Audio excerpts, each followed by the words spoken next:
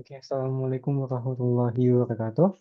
Perkenalkan, nama saya Hafizal Ramadan dengan NIM 2366-3008.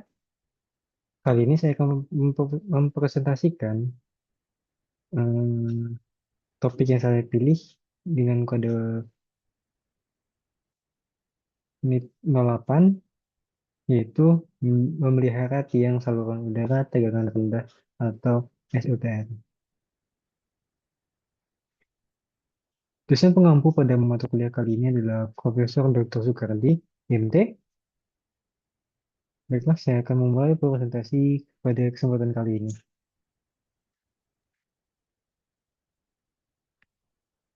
Pembahasan kali ini dilatar belakangi oleh yaitu SUTR atau saluran udara tegangan rendah adalah jaringan distribusi listrik tegangan rendah yang terpasang di udara menggunakan tiang.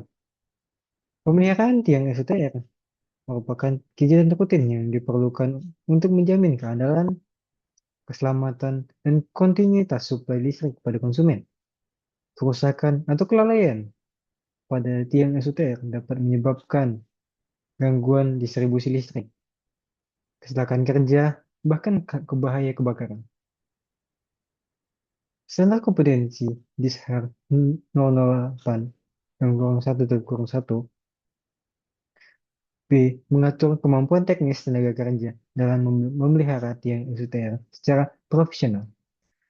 Tujuan pembelajarannya adalah memahami konstruksi tiang SUTR, mengidentifikasi jenis kerusakan tiang, melaksanakan pemeliharaan sesuai SOP, dan menerapkan prosedur T3 di lapangan menggunakan alat ukur dengan benar.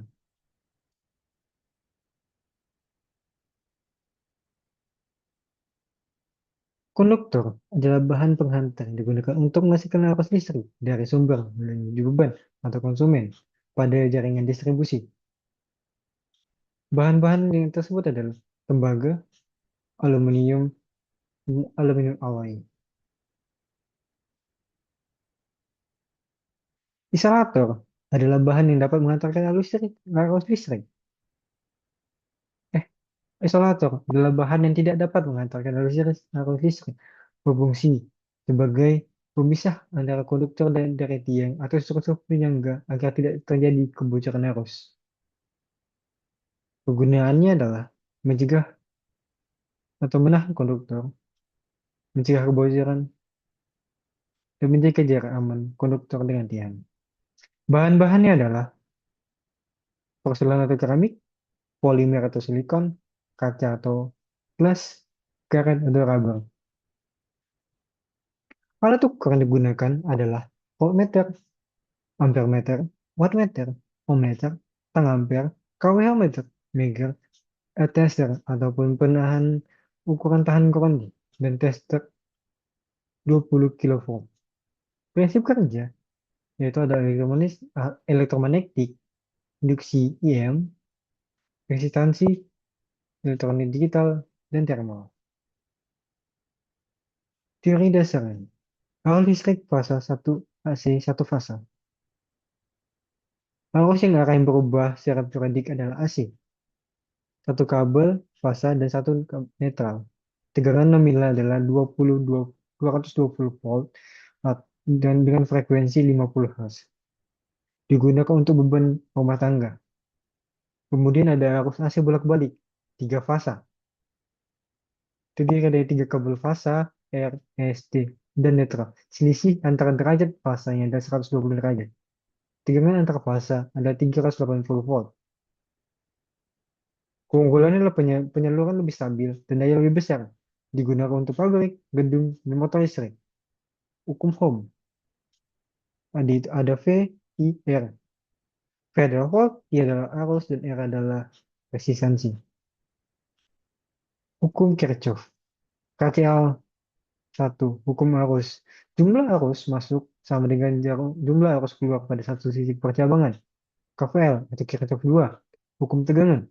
Jumlah tegangan pada satu rangkaian tertutup sama dengan 0.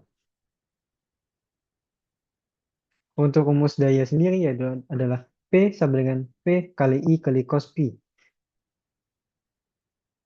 Untuk daya reaktif atau Q Q sama dengan V kali I kali sin.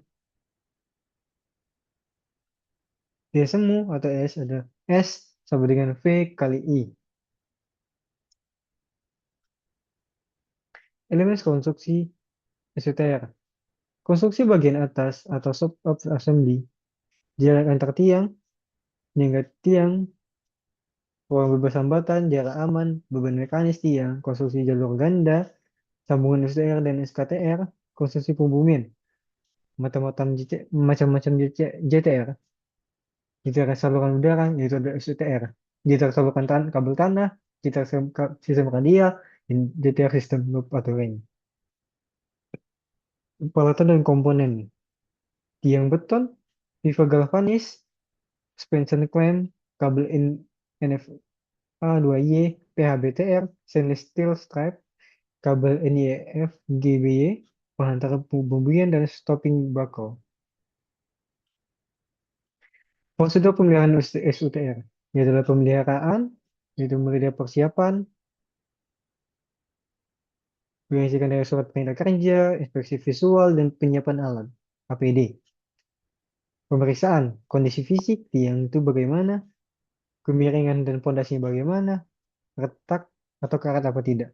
Kemudian ada pengukuran, pengukuran dari tahan isolasi, tahan pengantar, dan tegangan arusnya bagaimana. Kemudian melakukan perbaikan jika ada kerusakan, mulai dari mengganti komponen, mengganti klem, dan membersihkan isolator. Biasanya isolator itu sering ada eh, sarang burung di tiang-tiang. Dan kemudian adalah dokumentasi. Foto sebelumnya sudah, melakukan hasil kerja dan rekomendasi lebih lanjutnya itu bagaimana. Apakah ada yang perlu pergantian ataupun pencopotan. Prosedur K3. Dasar hukum K3, yaitu ada UU 01 tahun 1970, Kesempatan Kerja, UU nomor 30 2009 tentang Ketenagalistrikan, Permenaker nomor 12 tahun 2015, dan PUIL 2011. Alat APD, mulai dari helm, sepatu, sarung tangan, sabuk pengaman, pakaian kerja, dan kacamata keselamatan. Proses keselamatan kerja, pastikan tiang sudah dipadamkan, pasang grounding sementara, gunakan kabel, gunakan tangga fiberglass, bukan logam, periksa kondisi tali pengawas sebelum naik tiang, jaga jarak aman SUTM minimal 1,5 meter, kondisi koordinasi dengan rogo pemberi tegangan, larang masyarakat mendekati area kerja. Teknis pemeliharaan, itu adalah yang seperti jabaran sebelumnya, ada infeksi visual, ada pemeliharaan mekanik, pemeliharaan area, pemeliharaan listrik, dan pemeliharaan grounding, dan rekomendasi dan laporan. Mungkin begitu saja presentasi kali ini. Jika ada salah kata saya mohon maaf. Kepada Allah saya mohon ampun. Saya Heri, wabillahi taufiq wal hidayah. Wassalamualaikum warahmatullahi wabarakatuh.